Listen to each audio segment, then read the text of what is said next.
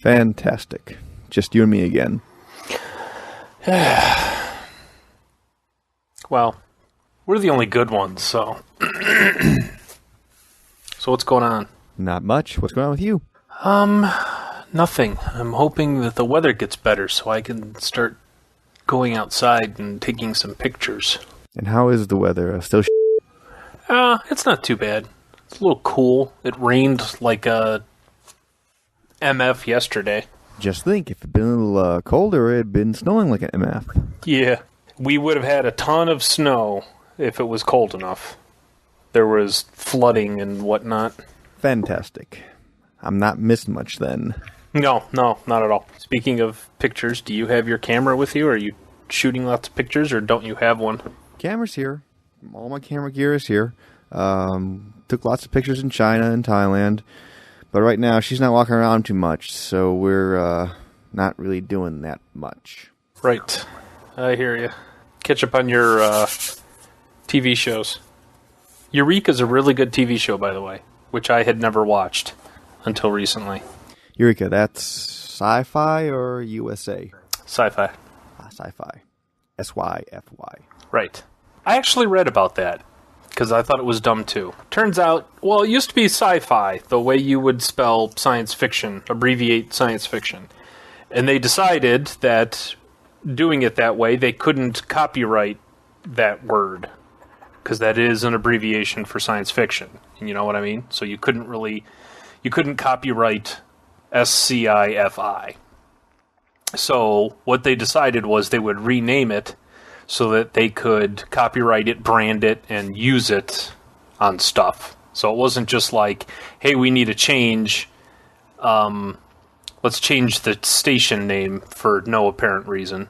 I don't know, maybe they looked into copywriting sci-fi and found out they couldn't, but from what I read, I don't remember where I read it, it's online somewhere, their decision was, we're not making any money off the channel name. You know, we could brand it and sell it, you know, and name it something and sell it and use it on things if we renamed it something that we came up with that we could copyright. The problem with sci-fi over time, since they started to now, the shows that they show which are really sci-fi shows has gone downhill. I mean, they have reality shows now with ghosts. Well, they've got a bunch, though. And wrestling. Well, so that's the problem with cable channels like that, is, you know, you can't have an entire lineup of new TV shows, because you just don't have the money for it, you know? Well, they used to do fine with showing, like, Hulk, you know, all the old sci-fi. You have to pay money for those. I'm sure stuff like wrestling, they probably don't pay much for wrestling, because the wrestling probably is offering very large incentives for channels to play it. And, you know, reality shows don't cost that much to make. Exactly. So reality shows are easy. But they've got a bunch of... I know they've got... What is it? Human? Oh, the ripoff of the... it's a copy of a British show. Right. Werewolf, a vampire, and a ghost. Right. So they've got that one. Eureka is absolutely I mean, the entire premise of the show is science fiction. They used to have Dresden Files, which was actually a decent show. That's not on anymore, but what else do they have? They've got they got the cheesy stuff too. They had Battlestar Galactica, which made them a ton of money, and there's at least one spin-off of that. They had the one called Caprica that was a prequel or something. Then there's a new one coming out called Blood and something. Yeah, they've got Sanctuary. I don't know if that show's still on. I think it is. Then there's the movies. Well, I was going to say, and then they've got like the lock on really awful B movies, like Sharktopus versus... Yeah, that's what it is. Mega Shark versus Giant Octopus or whatever. I mean, some of those aren't bad. You can make bad movies good if you go into it knowing that it's going to be a bad movie. Like, if you ever saw... What the hell was it? The one with LL Cool J. Deep Blue? Is that what it was? That was a good film. The one with the smart sharks, right. And it had Samuel L. Jackson. Yeah. Oh, and that was obviously a bigger budget. But if you're going into that movie, you're if someone said, hey, we're going to go see a movie, what are you going to see? It's called Deep Blue. It's about these scientists that genetically alter sharks to make them smart. And then the sharks get pissed off and they start hunting people. Now, come on. You got to go into that movie thinking this is a ridiculous premise for a movie, but it's done okay so that it's actually a decent show. They're not trying to make genetically smart sharks. They're trying to cure Alzheimer's. Whatever. But they did it by genetically altering the sharks. Still. Hey, it had the Punisher too. Punisher was in there. Was he really? Yep. Thomas Jane. He was in it. Yeah. Oh, was he the main guy? The guy that lived at the end? Yeah. Him and the girl and LL Cool J. Right. Okay. Yeah, that shows you how much I remember. I don't remember. I remember LL Cool J, not LL Cool J, Samuel L. Jackson being cut in half, bitten in half, I should say, by a giant shark that jumps out of the water. That was the best part of the film. He has a whole morale building speech and Yeah, right. Yeah, it was good. I like that. Anyway, the whole point was that Eureka is actually a pretty decent show. It's a good show. I like it. It's a lot like Star Trek The Next Generation in that they use lots of techno babble. Now, I don't know. I'm not a scientist, and I don't pretend to understand half the things they're saying as far as physics and stuff goes. I don't know how much of the stuff that they're talking about is real. Like how much of it is really theoretical physics and how much of it is just some person making up stuff. Like I don't know if the things that they're doing are actual, real theoretical physics things or if somebody just made them up. But it sounds pretty good. Yeah, as long as it sounds good and makes for entertaining television, what more can you ask for?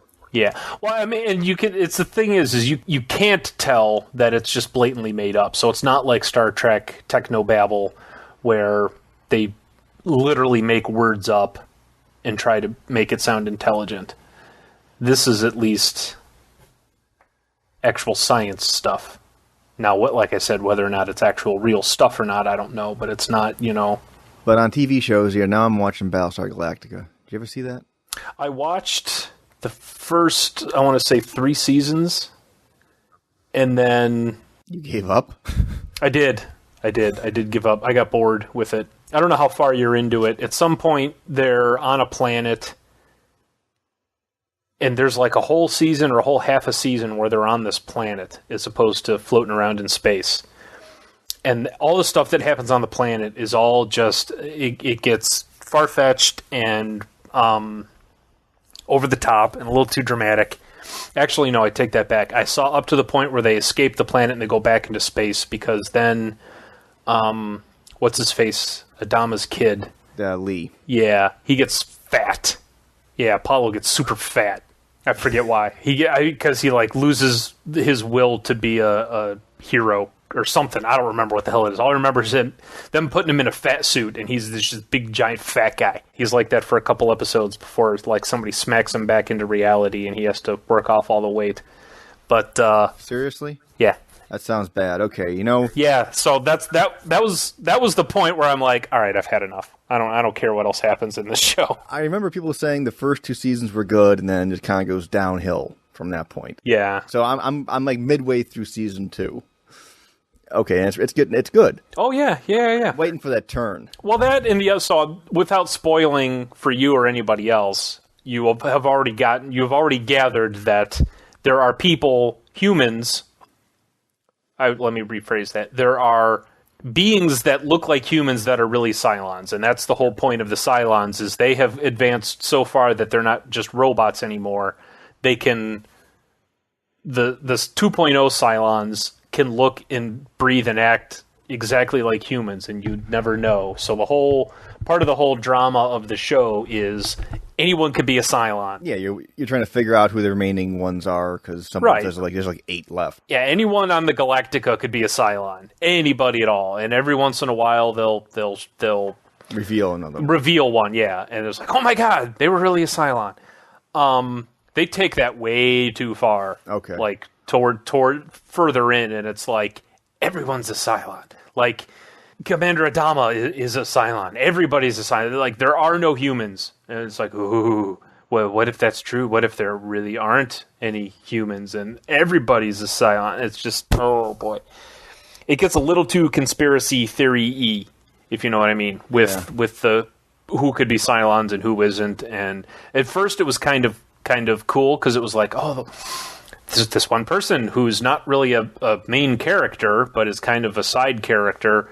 They've always acted weird. Well, how come they've always acted? Because they were really a Cylon the whole time. Ooh! And then they moved from like that kind of cool, the goofy people, so you never know who's a Cylon and who isn't, to like everybody's looking at everybody wondering if they're actually a Cylon. Now, I do have to say, though, have you ever played the Battlestar Galactica game, the board game? Chris has it. I don't think, maybe. I don't remember. If I did, I've only played it once. Okay, you probably, it's like a 3-hour game. It's a very long game to play. But the cool part of the game is, essentially, it's a semi-cooperative game. You start out, and you're each given a role. And then, did you play Resistance, the card game with if you're a traitor or a good guy? No. So, the way the game works is, at the beginning of the game, everyone's given a role. So you choose, want to use Boomer, want to use Adama, want to use, Apollo. At the beginning of the game, you're also given another card, which indicates if you're a Cylon or human.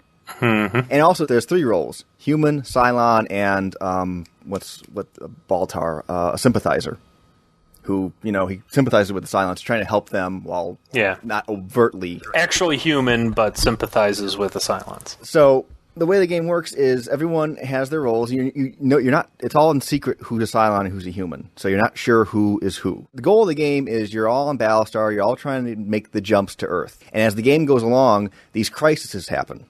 And to solve the crisis, you have to put cards in. Like, say there's a crisis, like we're running out of water. So this crisis requires 10 science and 4 manpower. But if you play politics, you will hurt. You will not be able to overcome the crisis, and you'll have to pay some sort of cost. So the Cylon guys, they want to play the cards that will cause the crisis to occur. So for that crisis, they would play the leadership cards, while the humans would play the science and manpower cards. And all the card playing is done in secret. So when the reveal occurs and you see some stuff in there that hurts Galactica, you know there may be a Cylon in the group. As the game goes along, there are these other phases where, at a certain point in the game, there's another reveal phase. So you're given another set of cards which says if you're a Cylon or a human. So you could be playing the game fine 1/3 of the way as a human, and then get a card saying, no, you're really a Cylon. Now it's your turn to go turn around and try and screw everybody else over. Right. So it's a really fun game, and if you play the game and then watch, like I had never seen the show before I played the game, and then now I'm watching the show, and the theme and everything fits with how the show is going along. Well, yeah, like what was it? Boomer, is that her name? The Asian girl, and like when she finds out she is a Cylon, she like still doesn't believe it. She's like, no way, I'm not a Cylon, I'm a human, and she is really a Cylon, but like still doesn't believe it. Yeah, that kind of thing. So I mean, and that was cool when they did that. That was in the first season or 2. That's like the first episode as they revealed. Yeah, well, okay. Yeah, and then like I said, I think it was like the 3rd season, it started going downhill, and I kind of lost interest. So, and the other thing was I wasn't watching it real time. Like I wasn't watching it as it was on. No, you're watching over streaming or. Well, this was before streaming. I was watching DVDs. It on DVDs, on Netflix, and it was like I got the next season hadn't come out yet or something. Like 3.5 wasn't out yet on DVD, so I was going to have to wait for it, and so it was a combination of kind of losing interest and having to wait for it, and by the time it came out I just didn't care anymore. So yeah, the good thing is now it's all on streaming. It's all streaming. Yeah. The Eureka is too, the first, so they're on season, I don't know if this is unique to Syfy or not, but they do a lot. I know they started doing it with Galactica. They do like half seasons now. So there's like season 3 and season 3.5. Eureka started doing that, at least with season 3. So they're on season 4.5 comes out, starts in like July. So they finished season 4.0. But all of seasons 1 through 3 is on streaming, so that's kind of nice. Yeah, I gotta say that it's very. I'm amazed at how quickly everything's become streaming in the past couple of years. Yeah. The movies. Movies I don't even mind so much if they're not all on streaming, because it's one DVD, that's no big deal. But TV shows are a pain, because like I remember back then I was doing, I think, 2 DVDs at a time, so I would get like 2 DVDs of a season of Battlestar Galactica at a time. And I'd watch the first disc, which was like 4 or 5 episodes, send that back, and then start the second disc, and then, get the third disc. So I could do a season in, like a 2-week period, but, then you're not getting any movies. So it's nice when they put at least the TV shows is nice to have streamed. Okay, so we've done 20 minutes of non-gaming. Any gaming you want to talk about? Well, I haven't done any gaming. I haven't even played. I played 0 World of Warcraft in the past week. Believe it or not. I believe it. Why wouldn't I believe it? I don't know, because I don't know that there's been more than a couple days in a row where I haven't played in the last couple of years. Do you feel any withdrawal symptoms from it? No, that's the thing. Well, the thing is a lot of people have kind of jumped the ship and started playing that Rift game. So a lot of people from my guild are playing Rift. Other people just kind of quit playing altogether for whatever reason. So it's kind of barren in our guild. There's not a whole lot of people on. And I'm at a point with my guy where I've done most of the stuff that I want to do single player like I've gotten all the single player stuff or the achievements kinds of things that I've really wanted to do. So playing by myself isn't a whole lot of fun because there's not much for me to do. So it's really a matter of doing multiplayer stuff with other people. And since there's not many other people on, it's like, well, I'll go do something else. And I don't foresee me getting too much done this coming week either, because I think Portal 2 comes out this week. Yes, it does. It's actually scheduled to come out a little bit earlier. And are you doing it on Steam or are you doing it on the 360? I'll be doing it on Steam because they have a Mac version. Woohoo! Mac version, that's very good. Yeah, there was they have some sort of little game you can play if you start playing all these indie games they put out. Steam, they might unlock Portal 2 earlier, a few hours earlier, not much. Yeah. But, own and play these indie games, which I'm sure they're fun and all, but I just haven't had a chance to try them even, apart from 1 or 2 of them. Yeah, well, it's like $30 or $40 for the package, and I'm not really into. I forget what's there's there's 1 or 2 decent ones in there. I think there's a Amnesia or some kind of first person horror. Yeah, Amnesia's in there. Audio Surf is in there. I know Chris liked that one. That's that kind of rock band thing with a spaceship. So instead of playing an instrument, you kind of move around to the music. That's not quite how it is. That's a very bad. The music makes the track. Whatever. And then there's these little things you got to collect as you're going down the track. Super Meat Boy. That's supposed to be good. Defense Grid is supposed to be very good. That's tower defense. Oh yeah. And Killing Floor is the Left 4 Dead style game. Yeah, Killing Floor is not bad. Yeah, it's not Left 4 Dead, but it's not horrible. So it's in the middle. It's average. You versus the world. Oh no, I never played this one. I was thinking of the top-down zombie game. I know the Red Nation. That one or whatever. I don't remember what it's called. It's something like that. Yeah, this is the one that's impossible to play by yourself. Yeah, this is the one where if you don't have at least 1 or 2 other people with you, you're not going to make it to the end of the level. Or if you are, you're very, very good. Yeah, although I am looking forward to Portal 2. That should be good. I am too, because it looks like it's been a while since Portal came out. Lord, Portal came out years ago. Now I have to look it up. 2 years ago? 3 years ago? I think it was 1987? Yeah, sure. All right, maybe not. Entertainment video game, 2007. So that's 4 years ago. Going on 4 years, yeah. Well, that's an eternity in video game world. But I'm actually looking very forward to the co-op stuff to see what it's like. Yeah, well, that they kind of redesigned it, right? So Portal, the premise of Portal was we're kind of a captured human test subject, and you were forced to go through these different rooms and survive. And your choices were either to make it through the room alive and go to the next room, or die. I mean, that was the premise of the game. Obviously, if you died, you just restarted from the beginning of the room. But now it's and I don't know a whole lot about it, just from what I've seen from pictures and stuff, it looks now it's the robots. You're not a human test subject in this Portal 2, there's no human test subjects, or at least you're not playing a human test subject. You're like playing one of the robots, one of the turret guys. I want to say that the co-op stuff is its own thing. Yeah, that's right. It's read right here. It's actually 2 games you're getting. You're getting Portal, a single-player game, and then Portal multiplayer co-op. They're 2 different storylines. So you play through once the single-player stuff, and you don't do any of the robots, it's just, I think probably the same person from the first Portal, and the co-op stuff is all you and the robots going through the puzzles. So totally different puzzles. It's totally different storylines.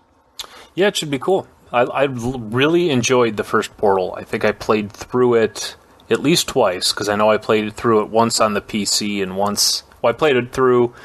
I bought the orange box for the 360. Don't ask me why. Or maybe I got it for free. I don't know. I had it on the 360. I never had it on the PC. And then some friends of mine played Half-Life 2 Deathmatch every week. And so there was a couple weeks there where I played with them. So I bought the orange box because I needed Half-Life 2 Deathmatch. Or maybe it was Team Fortress. They would switch back and forth. They'd play both. So I wanted both of those, so I bought the orange box on the PC, and I wound up playing through Portal again on the PC. So I've played through it twice now, all the way through. It was really fun. It was Portal's good. So all the people who, like Keith, who complain about things just being rehashed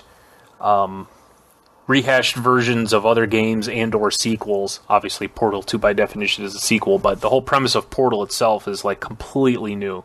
You've never played anything even remotely... I've never played anything even remotely comparable to Portal. And the puzzle/platformer mechanic thing, and it was really, really cool. So I'm looking forward to Portal 2. It's just cool doing stuff like putting one portal on the ceiling and one on the floor, and then jumping through the hole in the floor, and then just, this never-ending loop of falling from the ceiling into the floor and then coming out the ceiling. It's just stuff like, I remember playing for like half an hour just screwing around with the portals, not even playing the game. So the new one should be hopefully a lot more, and from all the previous sounds, it looks like a lot more too. Just a lot more. Well, and if I could be making this up, but I vaguely remember hearing something along the lines of Portal was created because they wanted to put the portal gun into one of the Half-Life 2 episodes, and it didn't make it in for some reason. Like, they couldn't dedicate the time to getting it to work or something. So they had this idea of this portal gun, and they wanted to use it. So instead of abandoning it completely, they made this Portal game, which was essentially just like leftovers of a Half-Life idea. And that's kind of how Portal... Is that what it was? It was... I don't think that they just said, hey, let's make a game called Portal, and we'll add it... No, but I thought... I'm looking right now. I thought someone made this. I thought it was like a user thing someone did. That could be. Development concept. Let me just look at the concept real quick.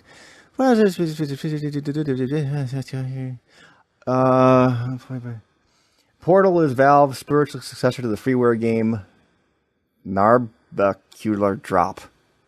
Independent game released by students of Digipen. Yeah, some guys had the original design for this. They might have wanted to put it in Half-Life. It probably will end up being in Half-Life one day. It sounds like it was the concept was from some kids who did it out of the Digipen school. And then Valve hired them and they actually made the whole game. Well, that's cool too. I'm sure the Portal thing will show up later in Half-Life or something. If they ever make Half-Life Episode 3. I was going to say, there's still supposed to be... Yeah, there's supposed to be one more. Yeah. So yeah, Portal's coming out this week. I'm going to buy that tonight so that I remember to... Pre-load it. Yeah, that kind of stuff. That it's 10% off, and I don't know if it'll always be, after it comes out, if it'll still be 10% off. I would imagine it wouldn't be, or else they would just sell it at $45 as opposed to $50. So. But if you download it now, if you buy it now and start your preload, it will probably unlock tomorrow night sometime. Yeah, I like that about Steam. That is a nice feature. So, for whatever reason, they have these arbitrary release dates, and you can download the game completely so that you don't have to... So as soon as it's available, whenever the release date is, you can just start playing it. You don't have to install it or anything. You may have to install it, but you don't have to download the data. Yeah, it runs its little install scripts, and then it just goes. Okie dokie. I think we're at a half hour, by the way. Somehow miraculously we got to a half hour. 30, yeah. The two of us came up with 31 and a half minutes of content. May not be useful content or interesting content, but hey, 31 minutes of content. It's content. So that was episode 239 with me, Chad, and Ivan here. Say hi. Hi. Any final words you want to say to Video Game Show, episode 239? The cake is a lie. I'm interested in seeing. So that was the other cool thing with Portal, was there was lots of funny and cool stuff that came out of Portal that kind of made its way, graduated to internet meme stuff. I'm hoping that Portal 2 doesn't disappoint with the funny stuff like that. The problem is you've had this level of expectation built up right now. And then when you see what it's going to be, it's probably going to be... Yeah. Well, from looking at it, it looks pretty good. I don't know. It is Valve. Valve, to my knowledge, Valve has not made a complete failure of a game. They've only done a few games. Well, They haven't done that much. it improves your odds. I think Blizzard's done more. And that's not saying much. Yeah. Well, they've done the Left 4 Dead and the Half-Life series. Yeah. And that's pretty much all they've done. Of course, they've been around forever. Team Fortress. Yeah. Which was like a Half-Life, Quake Half-Life mod, so we'll see. Well, here's hoping. We'll find out, does it even say on here? Release date April 19th, so that's Monday, or Tuesday. Tuesday. And through their little game, it might unlock actually a Monday night. So we'll find out. So next week we'll be able to talk about Portal 2. Yes, hopefully. The actual game. Sounds good. That's it. Episode 239. Bye.